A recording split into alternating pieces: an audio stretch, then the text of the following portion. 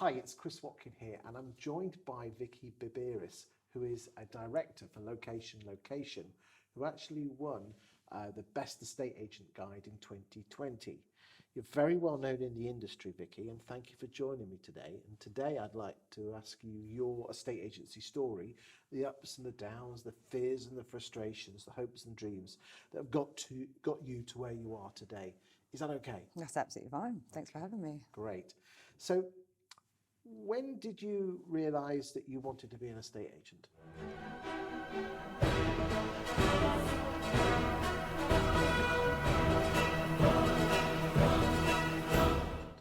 Well, that's a good question. I was really, really young. My dad had a patisserie in Haringey, North London, and I used to work there a lot, but he was also really interested in property.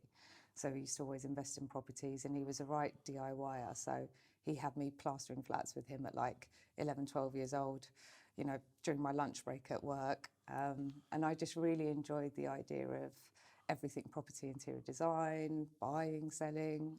So I had a passion from quite young. Okay, a bit of an addiction to Homes Under the Hammer, although I'm sure it wasn't on at that time. So, did you kind of fall into a estate agency when you left school? No, I fell into banking when I left school. Okay.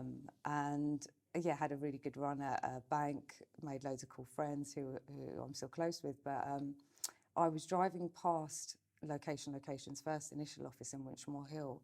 And I looked in and it looked absolutely awesome, the shop. And I said to a friend of mine, I'd love to work there.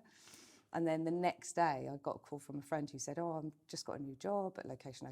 They're opening a new branch in Hackney. Do you want to come down for an interview? And the rest was history. What year was that then? That was 2006. 2006, the market was on fire at that time. Yes. So it was, So how old were you in 2006? I know you shouldn't ask an age or your age, but... I was 20. You were 20. You've Yeah. been in banking a few years. Yeah. You just kind of fancied a estate agency because the office looked cool and... Got a free car, and I got to sort of get into property. I always thought that it would be cool to sort of invest in it, so I thought, let's get to know it. So, what were those first formative years like, those 2006, 2007? Oh, they were epic because the market was just absolutely booming and I was willing to do whatever it took. So I worked really, really hard, but it wasn't that challenging at the time. It was kind of opening doors and writing down offers and I was like, this is incredible. So yeah, did very well, very young. Okay, so could you see yourself at that point that estate agency was for you for the rest of your life, or did you kind of see going where your father was going into property investment yourself more? From the minute I started, I knew LL was going to be my baby. I absolutely adored it. I loved agency. I loved everything about it, really. So I knew that I was going to get stuck in, and this was my forever thing. You said LL, that's location, but you know, if you don't mind me saying, Asad is an extremely motivational man, but you hadn't tasted anyone else. You hadn't been anywhere else. You hadn't been to. How did you know location was for you if you didn't know what good or bad looked like?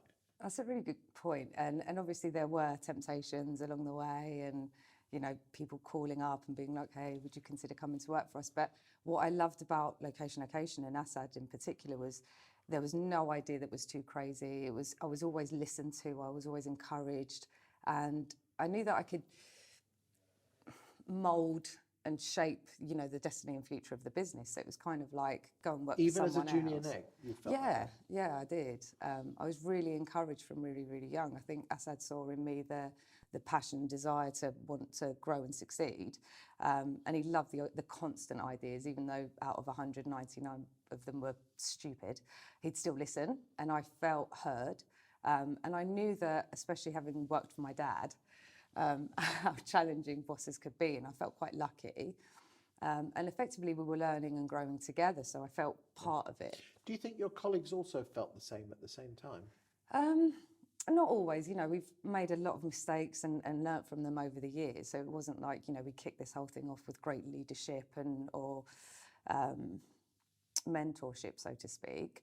But from day one, Asad had it in him to kind of listen, hear people out, and shape things. Where do you think he gets that from? Because let's be honest, most male bosses are, especially estate agency bosses, are quite self-centred and egotistical.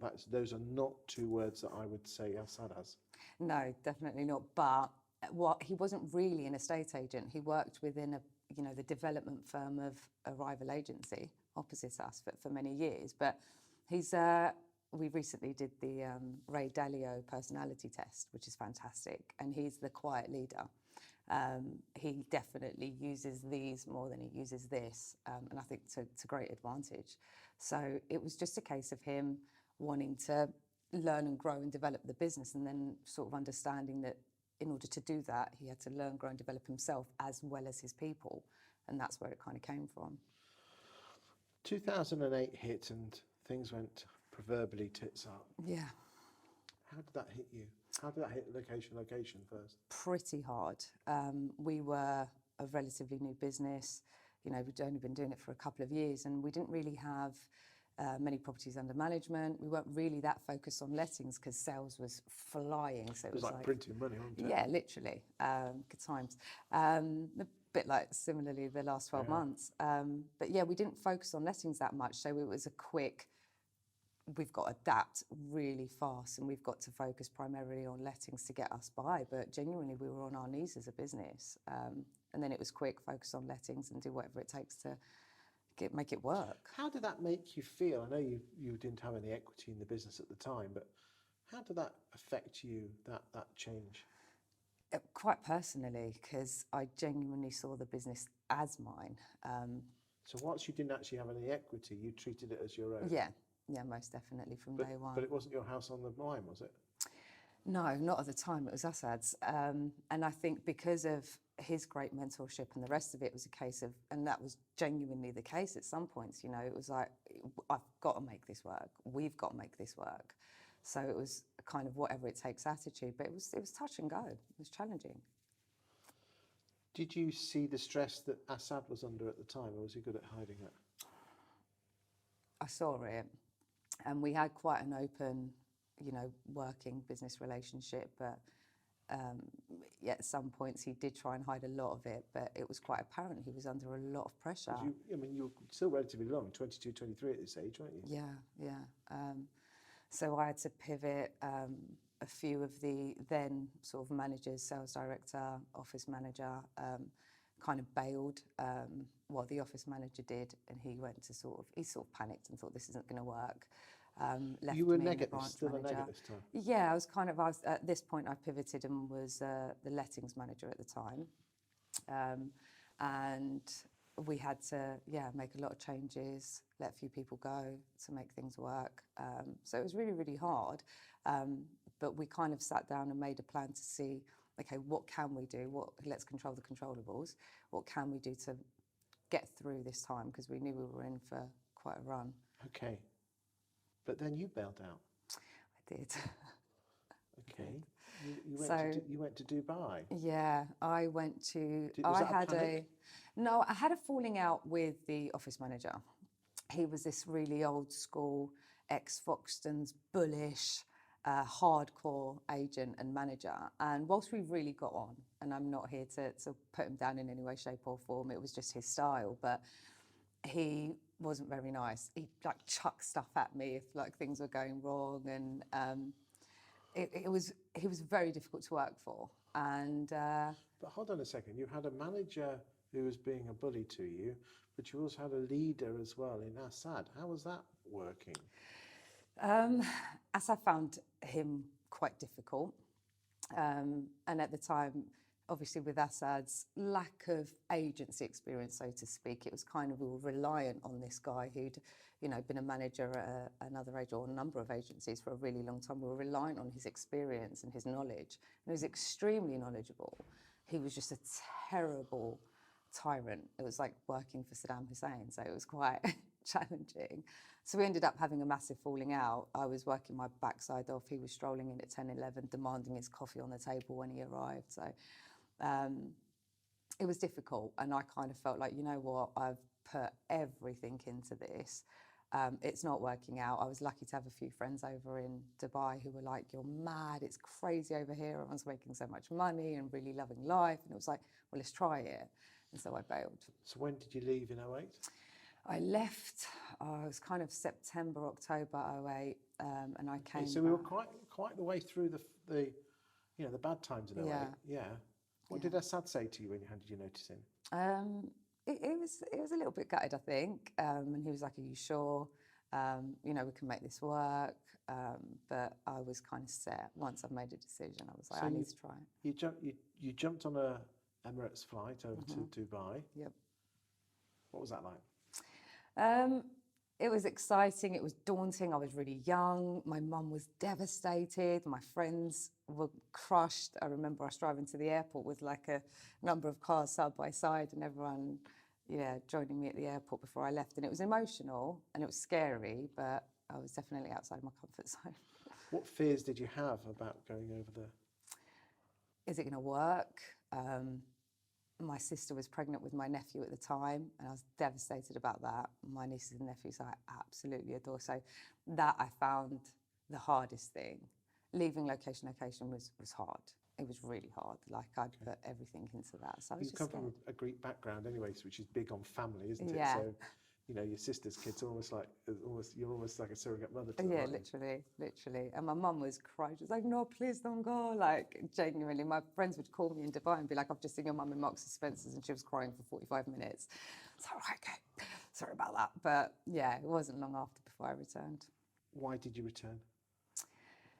So I landed in Dubai, and I picked up a newspaper called 7 Days, and it was like, for the first time in 20 years, not a single sale had been recorded. Their market crashed upon my arrival, almost worse than ours had. So basically, you caused the Dubai property market crash. Unfortunately. Okay, so now we know. Apologies. Okay, so how long before you came back? 6 months. Do you think you could have come back sooner, or were you just think to yourself, I've got to stay out? Oh, I definitely could have come back sooner, but I was living a pretty great life, having some amazing friends out there. But how are you funding this? I had obviously saved up a fair bit of money from working as an agent. So basically, it was a 6-month holiday. Yeah, basically, I took it right to the wire. I made a little bit of money out there, so it was kind of getting me by, and I could have come back sooner, but I dragged it out a bit. Weren't you worried what people would think about you coming back? A little bit, but not really. It was more a case of I just wanted to make my mum's, I know your mum would. dream come Your mum true. would love you back, but I'm talking about people at location, and the people in the North London estate agency that kind of proved you wrong. I wasn't really bothered about. I mean, listen, Asad was calling me constantly, as was my old manager, funny enough, asking me to come back. So there was kind of no concern there that I'd come back with tail between my legs. I tried, Weren't you worried though that what other people would think? Because there's plenty of people out there that don't even make the move over to self-employed because they're worried about the failure that they'll have or what people think of them. Do you know what? I don't think it was a massive concern at the time. It's not like loads of people knew who I was. Why would they? I was just a young agent from Hackney. Is that you're bringing up, the fact that you don't worry what other people? No, my bringing up is the absolute opposite. It's absolutely worry what everybody thinks. I was brought up being told that you had to respect yourself. You can't expect others to respect you if you don't respect yourself, and be conscious of who you are and what you do and what people say about you. So it was the opposite. Do you think that because that was probably ingrained into you on a personal life, you don't really give a shit what people think about you on a professional? Yeah. From a personal perspective, I'm more concerned than I am from a professional one. I embrace mistakes. I love them. I live and breathe them because I learn from them. But it sounds like you don't worry what other people think about you, even on a personal nature, because you've already programmed your head, because your parents have told you to respect yourself and make sure that you go with your head held high and don't let yourself down. I try to live in a way where if someone was to speak badly of me, no one would believe it. So if you just live and breathe your values, have values and principles in the first place, then... And that's come from your parents, is it? Very much so, but also things that I've learned myself, constant reading, learning, watching videos. Success leaves clues, so just seeing what the people that I'd like to be like, what are they like, how do they live? And so it's been a big shift moving from being completely paranoid and debilitated by what people might think about me, to actually embrace it. If you fall down, great. I mean, what advice would you give to people watching this if they're worried about what people will think about them? It's none of your business. They're worried about paying the mortgage, do they? No, it's none of your business what people think about you, and you're not for everyone and everyone's not for you, and that's absolutely fine. I mean, listen, I find even things like this extremely challenging, you know, but Well, every even time... you, the great Vicky B. more than most, but ultimately it's the getting out your comfort zone is where the magic happens. You know, the opportunities that you say yes to could lead on to something pretty special. When you say no, nothing changes, which is actually something that there was a great talk at the Property Academy all-member session last week. They had an incredible speaker called Anthony Bennett, a really young guy who survived some things that he pretty much shouldn't have. And he did an amazing talk, and I took that from him. It was like, you know, say no and nothing changes, but say yes, and you don't know what opportunities you'll be confronted by. So you came back, not with your tail between your legs, but certainly not cocksure, pardon the pun. Yeah. Asad welcomed you back with open arms. Yes. Did you go in as, what, senior neg? Yeah, went Lettings back manager? in kind of senior neg lettings manager, but shortly into that, the manager that we were talking about before was obviously giving everyone a pretty hard time. He was very stressed, as you can imagine.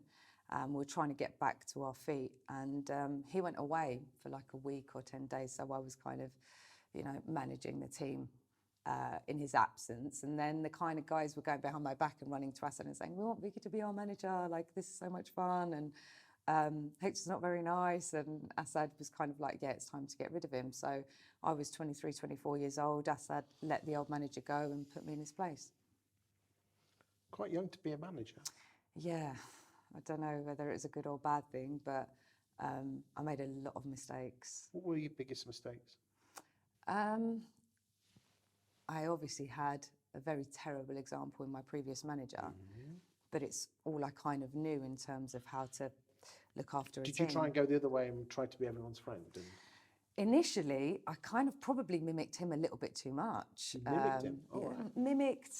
I kind of learned his way, and whilst I knew it was a terrible way, it was the only real example I'd been set apart from Asad's leadership. And I'm quite a fiery, passionate person as it is. Really? And so it was that definitely translated. And I think the biggest mistakes I made was in my early leadership days, for sure. How did you recognise those mistakes?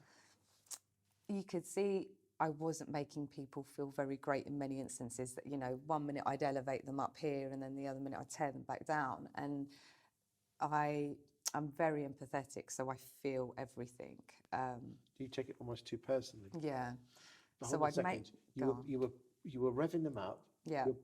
You were then shooting them down, and then you felt really bad. Literally turmoil. Yeah. When did you break that cycle? I obviously realised really early on that something's got to give here, and I've loved reading from the early stages of my career. So I read a lot of books on leadership. Because you'd have been in your mid-20s by now. Yeah. This is not normal for a 22, 24, 25-year-old estate agency person to read leadership books. Well, again, Asad, I loved things like early on, and I think it's a great book as an introduction into this world, but The Secret was something that I read really, really early on, and I was like, wow, this is incredible. So I started diving into the science behind it, understanding, how the brain works more than anything. And then it was like, okay, rewire. And so I started trying to rewire my own brain. And that, I'd like to think, went quite well. Where do you think that questioning and thirst for knowledge came from? Because this is not normal activity for an estate agent. It was just a real burning desire to grow, learn and achieve. It was like, right, okay. And did that come from your father or your mother? Or Both. Asad helped massively with the constant encouragement. He'd recommend I read something, I'd go and read it, I'd come back, I'd have someone to discuss it with. So I was being encouraged at home and at work. And my dad set an incredible example in terms of work ethic, but he was a bit of a brutal leader as well. So I didn't have the best example there. So it was like, do it your own way and figure it out. Yeah, your mum, is she a little bit more softer and more... Oh, massively. So we've got Gordon Ramsay, or the Greek version of, and then my mum's this massive, big softie. Okay. So what happened in 2010 and 11? When did you start to become, because you eventually became a partner in the business, didn't you? Yeah. What year was that? That was 2015, I think. Okay, so let's roll it back. So what were those years between 2010 and 2015? What was happening there at location? Loads of mistakes and learning from them. Okay. It was trialing loads of different things. The biggest thing on the agenda was having a team that were happy, learning, training, development, trialing different things, implementing systems and processes, and then constantly working on those and adapting them. Yeah, it was just pushing the boundaries on that front. What regrets did you have before you were made a partner? We'll come and talk about the regrets and hopes and dreams after that. But during that 2010-15, which was not a bad market again in London. It wasn't too, especially 2015. There were some other partners in the business at the time. Asad bought them out 2014 and 15, and that's when I joined as a partner. Before then, it was kind of listening to too many other people, I suppose, and not really having clarity on where we wanted to go. Other people, what? Outsiders, friends? Yeah, Asad's a family member, another professional outside of our industry, but really savvy chap who wanted to take the business in a complete other direction. The turning point for us, or the breaking point, was where they bought us a bunch of headsets. And we're like, right, this will increase productivity, stick on these headsets. And at that point, and I was still quite young, but I put my foot down and I was like, hang on a minute, no. We just look like absolute idiots. People are walking past the office. It's not the kind of thing that we'd want to portray. It didn't feel like location were the kind of team that just sat there quite. Because again, you were saying you looked at that Hackney office and you thought that looks really cool, but then you looked like a bunch of telephone operatives in the call centre. Exactly, and it just was like no. So I instructed everyone to put them in their drawer and not use them, and it was like something's got to give here because they have one vision for the business and we have a complete other. Do you think Asad made a mistake of bringing others in and listening to their? Because and this is not against Asad, but it seems to be that Asad seems to have strengths and obviously weaknesses, and by bringing different people in, like that old manager and other people, eventually he found out that his equal fit was you, wasn't he? Because what you're good at, and vice versa. Yeah, I don't think it was so much a mistake. I think it was the right decision at the time because, like you said, he needed people with other skills in order to make it work, set the business up and in the right way. But the values weren't aligned. So the values and the vision weren't aligned, so we needed to shift at that point. What are the values and vision of location? The values, so there's 5 values.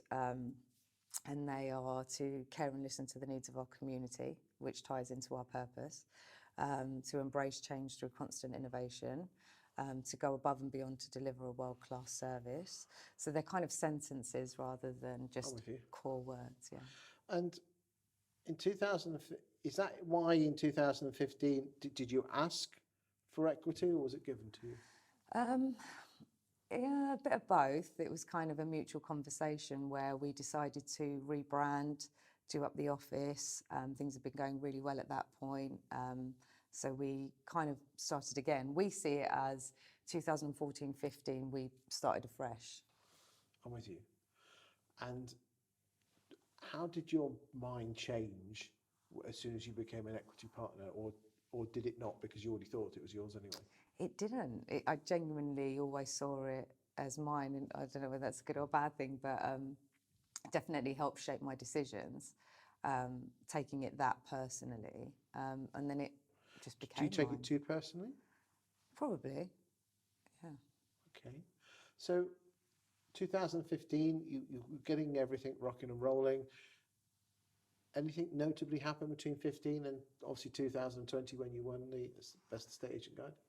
Yeah, a few things. So at that point we started again. So we set a very clear, very precise 5-year vision. We brought in Pete Wilkinson, who's an incredible coach and mentor, and still is. We absolutely adore him. Ian White, He's very good, isn't he's he? very good. Isn't I he? absolutely adore him. I've listened to him a few times. Yeah, being accountable to someone like that is just incredible. Equally with Do check Ian, him out, boys and yeah, girls. you He have is to. very, very good. Yeah, he is. Ian White Oh, I love him. came in. I know. I could cuddle him all day long, and what a mind, you know. Oh, I mean, don't ask him to smile because it's not pretty. But honestly, but what a and he comes across as this big gruff, but actually he's a big cuddly loveliness. Honestly, he really He is. a very clever man. Yeah, he Very, is very very sharp. We clever call him the Oracle at work. So, Yeah.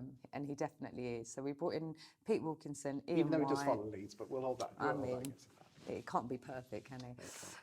And then we joined the Property Academy, agency mentors. So we were just delved into all of the training, the learning, and surrounding ourselves with the right people. So you were basically taking advice from others, because I think that's a huge thing from estate agencies, is that their training stops when they've done work for Countrywide, been on a few courses, and then set up their own agency, and that's it. That's the biggest mistake most people make. You're constantly getting the best. And do you genuinely feel the likes of Wilco and Whitey and all the others have helped, and obviously Peter Knight with the Prop Academy, have basically helped you grow personally and as a business? Absolutely, absolutely. We've always said if you're the smartest person in the room, you're in the wrong room. And learning from others, like I said before, success leaves clues, and you don't know it all. And so even just having people to bounce ideas off of is fantastic. So yeah, constantly learning and adapting. So you won the award. How did that make you feel? Well, we had it, so we set the vision in 2015. We were hoping to win it 5 years later. We won it 4 years later, and it was incredible. I wasn't expecting it at all, and to be sat there and hear your name announced in that way with you know, a big chunk of your team with you was just an incredible feeling. I'll never forget it. So what's the future for Location? Doing more of what we do really well, helping people build incredible lives for themselves, positively impacting the lives of the members within our communities, pursuing the passion and the purpose. And what about the future for you, Vicky? I think my primary focus is helping serve the communities that we do, helping a number of people build really incredible lives for themselves. That's my personal When you say people, vision. what do you mean? Your colleagues? My colleagues, yeah. So my teammates, seeing them, and I've hired a few friends over the years as well, which a lot of people are like, that's really risky, but we hire based on attitude and values. And I just knew they were the right people. Skill can be taught, you know, and to now sit back and watch not just my other teammates that have joined us, but also friends, you know, that are building really incredible lives for themselves is, for me, one of the most fulfilling things. And what are you going to do so you don't get bored? Keep changing, keep innovating, keep growing. You can't get bored if you keep pushing the boundaries. You know, because you're a woman in your mid-30s now. Yeah. You know, I will warn you, I've just turned 50. You don't feel any different. You just have to go for a wee halfway through the night and your bones ache a bit. But do you really think you can be doing this for another 30 years? Might not be 30, but in some way, shape or form. Don't give me that BS that you're going to retire at 50, because if you're that good... No, I'm not retiring at 50. I don't think I'll ever retire from working. How it looks and what that's like, and when I'll need to step aside for someone better than me to take over and push the boundaries of the business further, that will be the priority. It's whatever's best for the business. You know, when I need to make sure, and this is what I've always focused on doing, is I understand that the business will never outgrow Asad and I. So we always have to keep growing personally to fulfill the potential of the business. It might get to a point, and we're hoping that it does, where it's like, right, I've taken it this far.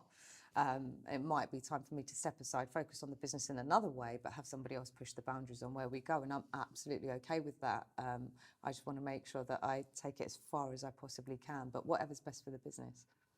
Can I thank you for your time today? It's been inspirational. Thank you. And I hope you out there in the estate and letting agency land have learnt a lot. Thank you for your time today, It's a and pleasure. we'll leave it at that. Thank Thank you. you. Thanks very much.